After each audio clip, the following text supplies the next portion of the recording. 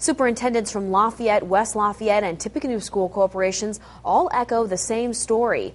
Superintendents say if the bill allowing schools to transfer money between funds is signed by Governor Daniels, it would only cover about a third of the deficit left by cuts he made in January.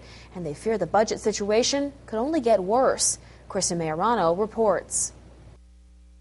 Everything we hear from the economic analysts say that even though the nation might be experiencing a rebound from the recession, public education in particular may not have seen the worst yet. And Tippecanoe School Superintendent Scott Hanbeck says local schools are no exception. That scares us to no end to think that we might be faced with further cuts. He says those cuts would likely include staff and teacher layoffs already announced for this year, even in light of a new bill passed in the General Assembly that would give school districts more spending flexibility.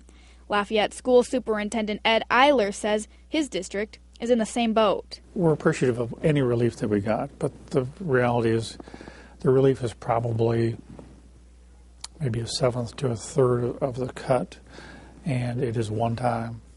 And therefore, whatever measures that we've put in place, we're going to have to continue and carry through. West Lafayette schools face a similar situation. In a statement over the weekend, West Lafayette Superintendent Rocky Killian said, "Every dollar we can get saves teachers' jobs and other programs, but we must continue to look for other revenue sources in order to avoid further extreme budget cuts." State Senator Ron Alting said Sunday that this measure is simply a Band-Aid, and he's already working on a new long-term funding formula.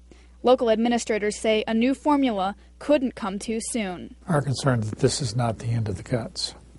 There will be additional cuts, and I think that they can be as severe or more severe than this round of cuts, and I think that's what all of us are waiting for the other shoe to drop.